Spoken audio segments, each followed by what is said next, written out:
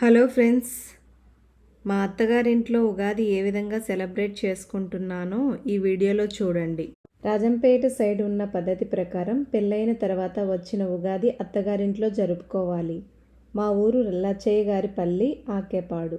ఆకేపాడులో రేణుకా ఎల్లమ్మ తల్లి గుడి చాలా ఫేమస్.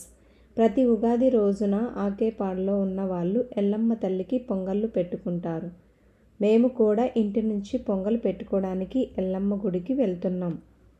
గుడిలోకి వచ్చిన తర్వాత నీళ్లు చల్లి రాళ్లతో పొయ్యి రెడీ చేసుకొని పొయ్యికి పసుపు కుంకుమ పెట్టి బెల్లం అన్నం తయారు చేసుకోవాలి. బెల్లం అన్నం రెడీ అయ్యాక పొయ్యిలో కొద్దిగా అన్నం వేయాలి. తర్వాత తల్లికి నైవేద్యంగా పెట్టి టెంకాయ కొట్టి దర్శనానికి వెళ్ళాలి.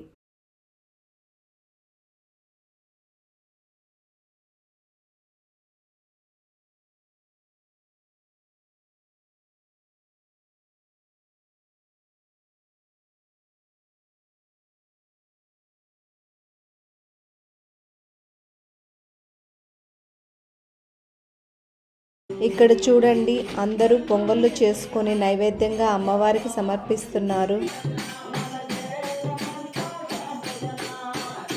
ఈ తల్లి చాలా మహిమ గలదని గ్రామ ప్రజలు చెబుతారు. ఎల్లమ్మ తల్లికి ఎదురుగా పోతురాజు దేవుడు ఉన్నాడు. ఆకేపాడు అంటే 14 పల్లెలను కలిపి ఆకేపాడు అంటారు. ఈ 14 పల్లెలకి చాలా ముఖ్యమైన గుడి ఈ రేణుకా ఎల్లమ్మ గుడి. ఇంకొక స్పెషల్ ఏంటంటే ఆకేపాడు రేణుకా ఎల్లమ్మ తల్లి గుడిలో ప్రతి సంవత్సరం ఉగాదికి పంచాంగం చెబుతారు. చూడండి, ఈ గుడి చాలా విశాలంగా ఉంది.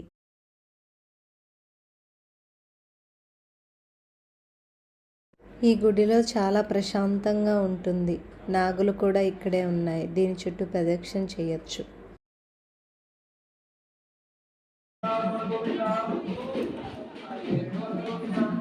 ఈ రేణుకా ఎల్లమ్మ గుడిలో నాన్ వెజ్ చేయరు, పాల పొంగలి మాత్రమే పెట్టుకుంటారు.